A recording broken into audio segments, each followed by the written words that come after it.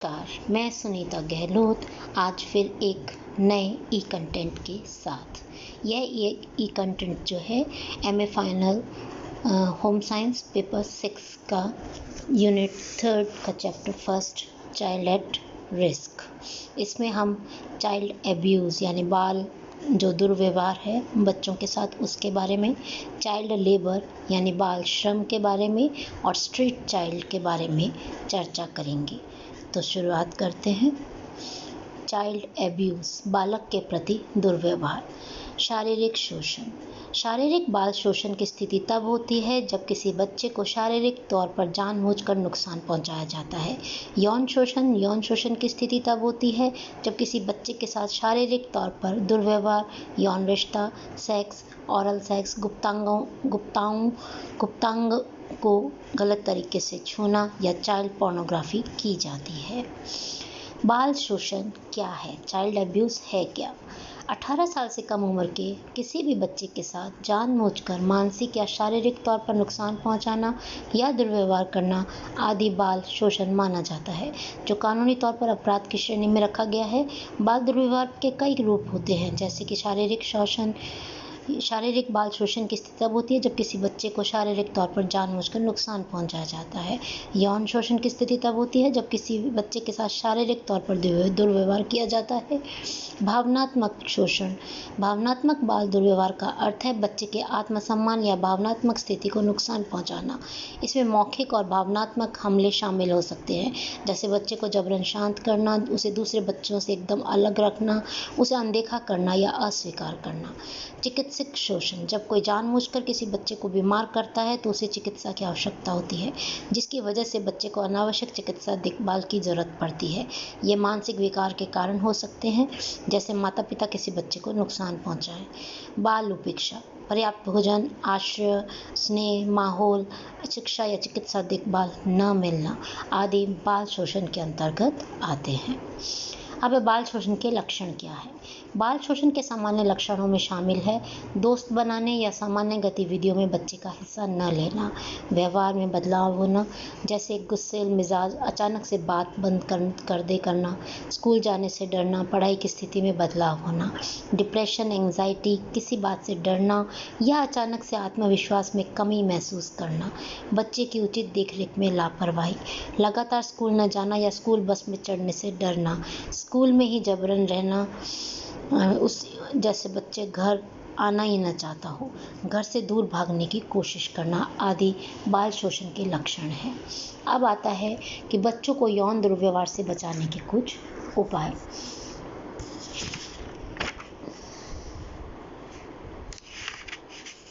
यौन दुर्व्यवहार केवल केमिकल इंडिकेटरों से ही नहीं पता चलता।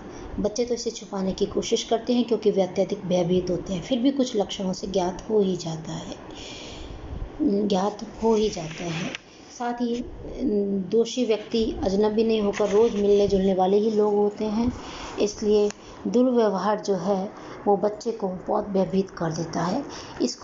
बच्चे को इससे बचाने के हम इसके कुछ उपाय कर सकते हैं, जैसे बच्चों को किसी बड़े व्यक्ति जो उसके अंगों को स्पर्श या सहलाने की कोशिश कर रहा हो, डांट कर इनकार करना सिखाएं।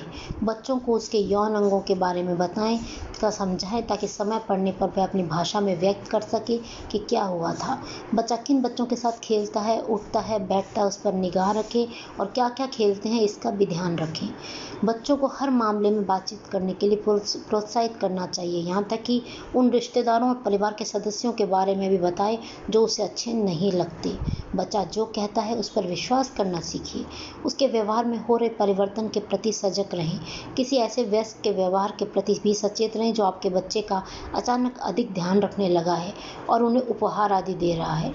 बच्चे को अजनबी व्यक्तियों से मिलने, बातचीत करने से रोकते रहना चाहिए। बच्चे को यह हौसला देना चाहिए कि माता पिता किसी भी मुसीबत में उसके साथ हैं। बच्चे से उनका रिश्ता विश्वास का होना चाहिए, ना कि डर का होना चाहिए। स्कूल में सेक्स शिक्षा की अनिवार्यता पर जोर दें ताकि जो बातें उसे घर में पता ना चले उसे स्कूल में पता चलनी चाहिए। यह कोई घिनौना विषय नहीं है बल्कि जीवन की सच्चाई का विषय है।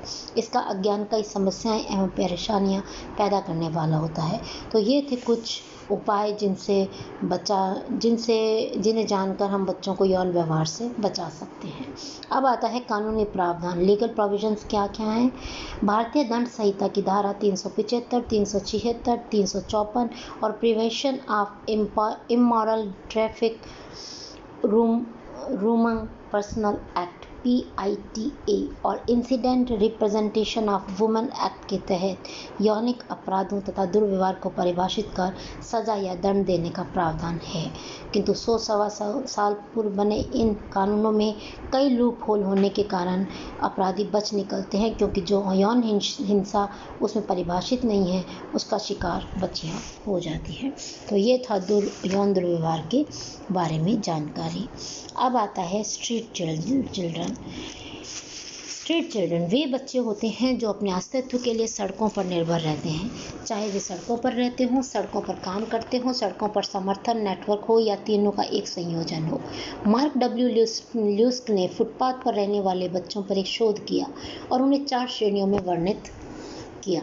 सड़क पर काम करने के बाद रात में अपने परिवार में लौटने वाले बच्चे, घटते पारिवारिक संबंधों के साथ सड़क पर काम कर रहे बच्चे जो सड़क पर अपने परिवार के साथ काम करते हैं और रहते हैं, बच्चे जो सड़क पर काम करते हैं लेकिन उनके परिवार के साथ उनका कोई संबंध नहीं होता है। तो ये तो थी 4 श्रेणियाँ।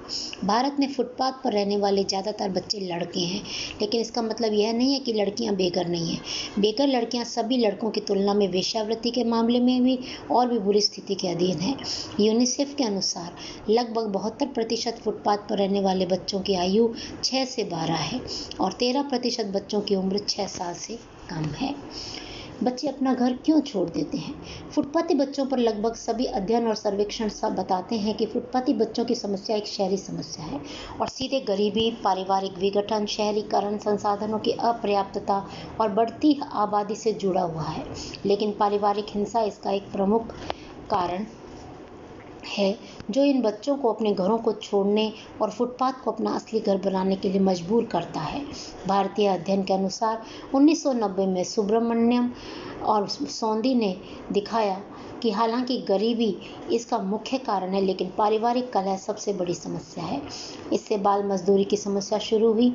बेघर बच्चे कारखानों में खतरनाक कार्य कर रहे हैं। वे अवैध रूप से होटल, कैंटीन, रेस्तरां, निर्माण स्थलों में कार्यरत हैं। परिवार के बिना उनका शोषण मालिकों द्वारा किया जाता है, जो उनका दुरुपयोग करते हैं और मजदूरी का पर्याप्त भुगतान भी नहीं करते हैं। फुटपाथी बच्चों की एक और सबसे आम नौकरी यातायात सिग्नल पर कचरा उठाना, अखबारों और फूलों की बिक्री का है। वे चोरी, ड्रग पेडलिंग, जबरन वसूली और डकैती में भी लगे हुए हैं। इन बच्चों में तंबाकू चबाने, ड्रग और धूम्रपान करने की आदत विकसित होती है। इसके अलावा शिक्षा की कमी, खराब स्वास्थ्य, गाली गलौज, मानसिक आघात, यौन शोषण इसका प्रमुख कारण है। सभी समस्याओं में सबसे बड़ी बात यह है कि भारत में फुटपाथी बच्चों को आधिकारिक तौर पर कोई मान्यता नहीं मिली है और उनके पास उनकी उम्र और निवास का भी प्रमाण पत्र नहीं होता है। यहाँ तक कि मुफ्त शिक्षा देने वाले विद्यालय भी प्रवेश देने से पहले ऐसे महत्वपूर्ण परिपत्रों की मांग करते हैं। एक बेघर जीवन जीने वाली बालिका की स्थिति भी दयनीय होती है, फिर दलालों का शिकार बन जाती है और फिर वेश्यावृत्ति में डाल दी जाती है।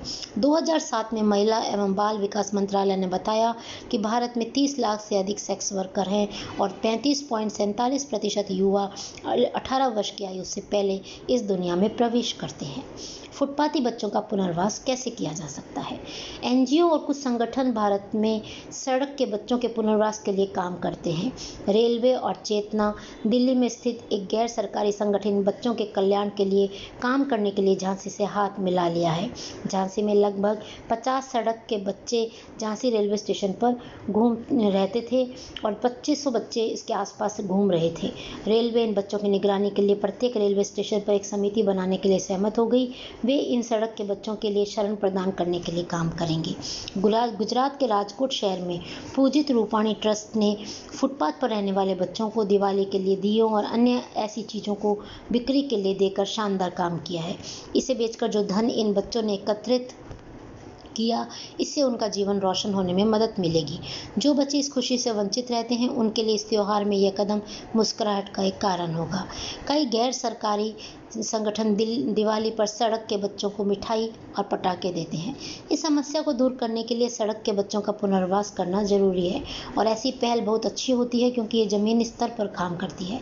भारत को इस तरह की पहल और अभियानों के साथ आगे बढ़ना चाहिए ताकि भारत के हर बच्चे को घर और खुशी मिल सके। इसके अलावा माता-पिता को सिर्फ जन्म देने के बजाय अपने बच्चों की बेहतर ज़िंदगी और उनकी परवरिश की दिशा में भी काम करना चाहिए। तो यह चर्चा थी स्ट्रीट चिल्ड्रन की। अब है बाल मजदूरी यानी बाल श्रम, सभ्य समाज पर एक अभिशाप। बचपन जिंदगी का बहुत खूबसूरत सफ़र होता है। बचपन में ना तो कोई चिंता होती है ना कोई फिक्र। एक निश्चिंत जीवन का भरपूर आनंद लेना ही बचपन होता है। लेकिन कुछ बच्चों के बचपन में लाचारी और गरीबी की नज़र लग जाती है, जिस कारण उन्हें बाल श्रम जैसी समस्याओं का सामना करना पड़ता है। बाल श्रम वर्तमान समय में बच्चों की मासूमियत के बीच अभिशाप बनकर सामने आता है। बाल श्रम है क्या? भारतीय संविधान के अनुसार 14 वर्ष से कम उम्र के बच्चों से कारखानों, दुकान, रेस्तरां, होटल, कोयला खदान, पटाखे के कारखाने आदि जगह पर कार्य करवाना बाल श्रम है।